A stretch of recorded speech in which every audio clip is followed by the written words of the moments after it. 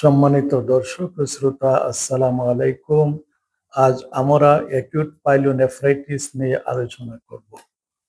Acute pyelonephritis হলো কিডনির একটি মারাত্মক ব্যাকটেরিয়াল ইনফেকশাস ডিজিজ, যেটি সিভিয়ার সাডেন অ্যাবডোমিনাল পেইন হিসাবে প্রেজেন্ট করে এবং সঙ্গে সাধারণত জ্বর থাকে, খুব বেশি জ্বর থাকে, কাঁপুনি দিয়ে জ্বর আসে এবং ব্যথাটা বেশি অনুভূত হয় কিডনির সাইডে, ডান ডান সাইডে অথবা বাম সাইডে, পেটের ডান সাইডে, ডান ফ্ল্যাঙ্কে অথবা বাম ফ্ল্যাঙ্কে। এটি সাধারণত অ্যাসেন্ডিং ইনফেকশন দ্বারা হয়।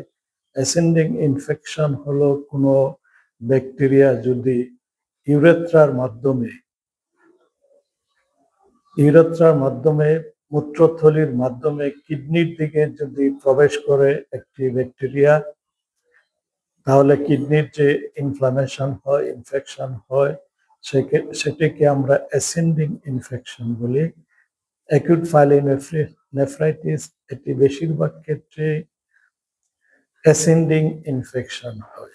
অ্যাসেন্ডিং ইনফেকশনটা ব্যাকটেরিয়া সাধারণত, যেহেতু প্রস্রাবের রাস্তার সঙ্গে পায়খানার রাস্তা রয়েছে, পায়খানার রাস্তা এবং প্রস্রাবের রাস্তা খুবই কাছাকাছি। পায়খানা রাস্তা থেকে একটি ব্যাকটেরিয়া সহজেই প্রস্রাবের রাস্তা দিয়ে ঢুকে মূত্রথলি দিয়ে, ইউরেটার দিয়ে কিডনিতে প্রবেশ করতে পারে। কাজেই এই রোগটি সাধারণত আনহাইজেনিক কন্ডিশনের উপর নির্ভর করে।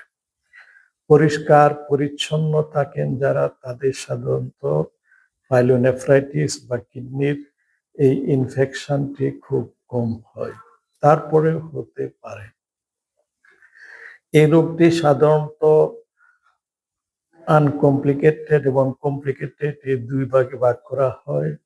যাদের ফ্রেশ ইনফেকশন হয়, অন্য কোনো ব্যাধি নাই, হেলদি পারসন, তাদের সাধারণত আনকমপ্লিকেটেড পাইলোনেফ্রাইটিস হয়। আর যাদের প্রেগনেন্সি আছে, যে সকল মহিলার প্রেগনেন্সি আছে, ডায়াবেটিস আছে, ইমিউনোসাপ্রেস পেশেন্ট যেমন ক্যান্সারের রোগী, তাদের যদি এই ইনফেকশনটা হয় তাহলে এটা খুবই জটিল হয়, সিভিয়ার হয়, তখন সেটাকে বলা হয় কমপ্লিকেটেড অ্যাকিউট পাইলোনেফ্রাইটিস।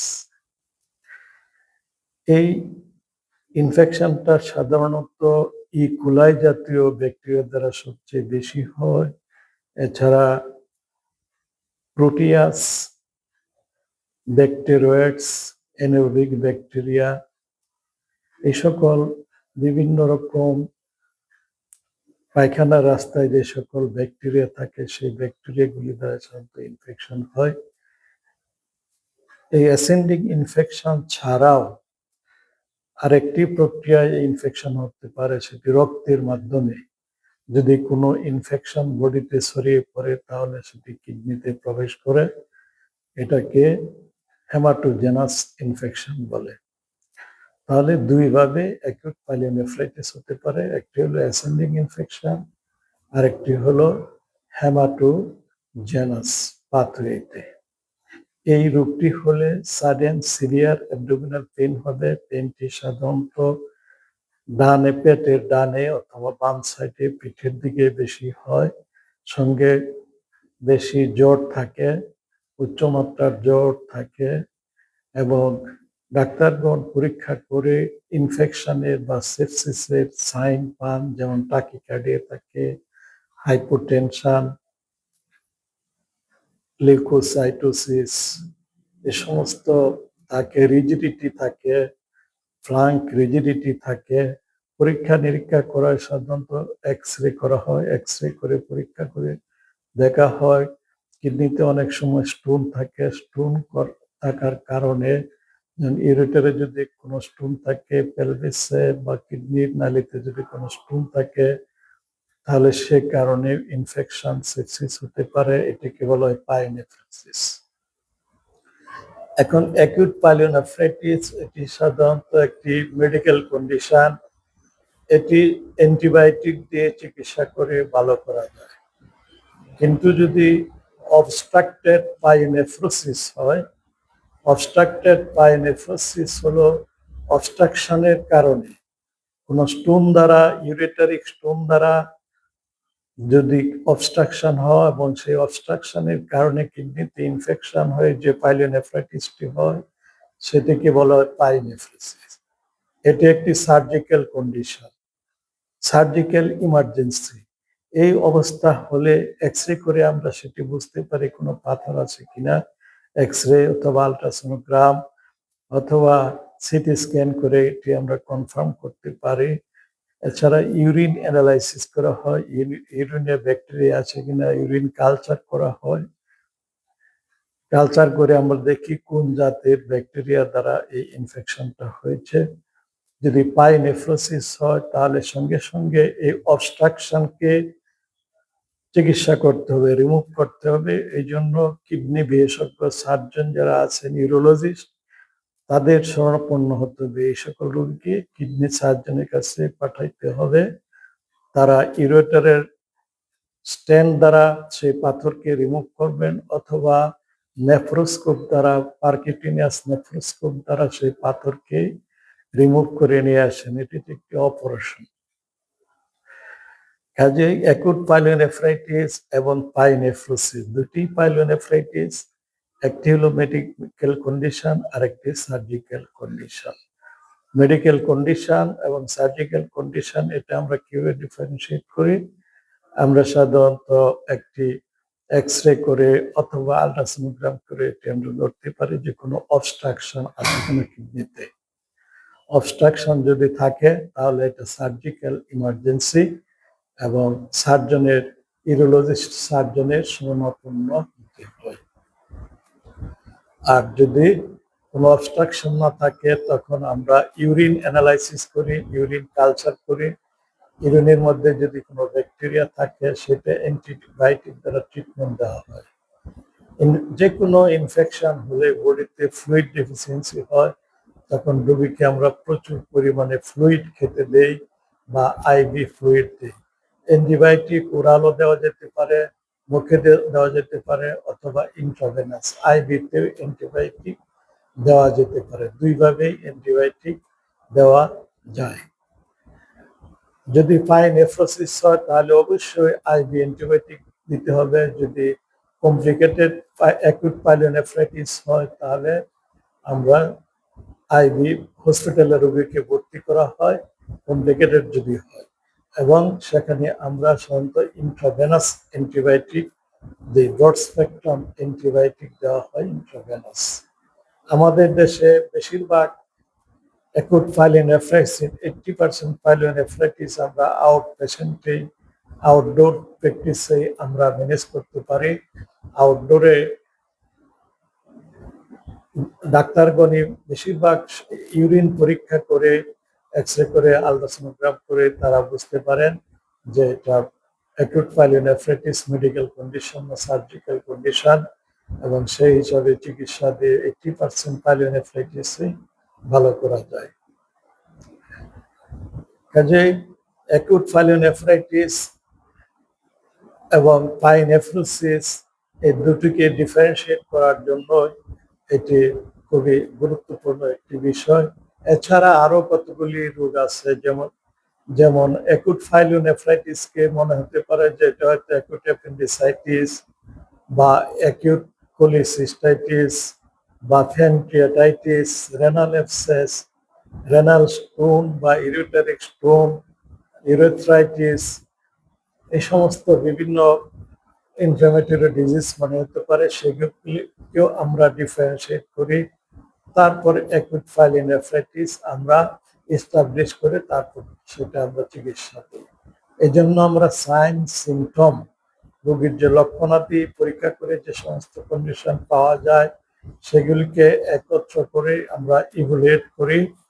ইভ্যালুয়েট করে আমরা তার পরিপূর্ণ একটি ট্রিটমেন্ট দেই।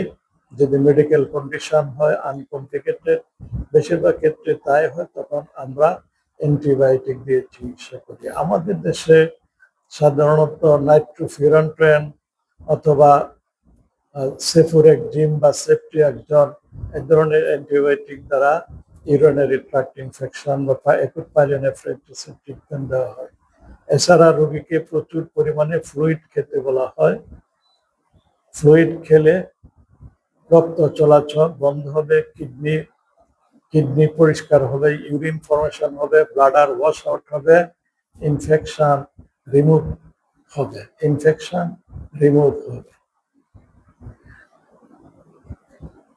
এই রোগের যদি সঠিক চিকিৎসা করা হয় তাহলে এর কমপ্লিকেশন খুবই কম। আর যদি চিকিৎসা দেরিতে করা হয় অথবা বারবার যদি এর ইনফেকশন হয় তাহলে অনেকগুলি জটিল ব্যাধি হতে পারে, যেমন অ্যাকুট পাইলোনেফ্রাইটিস, ক্রনিক পাইলোনেফ্রাইটিস হয়ে যেতে পারে। ক্রনিক পাইলোনেফ্রাইটিস যদি হয় তাহলে ইউরেটারিক রিফ্লাক্স হয়, ভেসাইক ইউরেটারিক রিফ্লাক্স হয়। রিফ্লাক্স হলে কিডনি অ্যাট্রোফাইড হয়ে যায়, ক্রনিক রেনাল ফেলিউর ডেভেলপ করে। রেনাল ফেলিউর ছাড়াও পাইনেফ্রেসিস হতে পারে, কিডনিতে স্টোন ফর্মেশন হতে পারে বারবার যদি ইনফেকশন হয়। এছাড়া সেপসিস ডেভেলপ করতে পারে। কিডনির ইনফেকশন রক্তের মাধ্যমে শরীরের অন্য অঙ্গে ছড়িয়ে পড়তে পারে, সেপসিস হতে পারে, সেপটিক শক ডেভেলপ করতে পারে এবং মাল্টিপল অর্গান ফেলিউর হতে পারে। মাল্টিপল অর্গান ফেলিউর হলে ডেথ রেট খুব বেশি হয়। কাজে অ্যাকুট পাইলোনেফ্রাইটিস এটি একটি সিম্পল রোগ, যদি আমরা প্রাথমিক স্টেজে যদি আমরা চিকিৎসা করে নিতে পারি। আর যদি এটি চিকিৎসা ডিলে হয়, দেরিতে চিকিৎসা করা হয় তাহলে অনেক কমপ্লিকেশন দেখা দিতে পারে। এই সকল কমপ্লিকেশন ম্যানেজ করা খুবই টাফ, জটিল হয়ে যায়। এই জন্য প্রস্রাবে যদি কোনো ইনফেকশন দেখা দেয়, প্রস্রাবে জ্বালাপোড়া হয়, জ্বর থাকে এবং রেনাল কিডনি রিজিয়নে ব্যথা হয় তাহলে সঙ্গে সঙ্গে আমাদের ডাক্তারের শরণাপন্ন হতে হবে।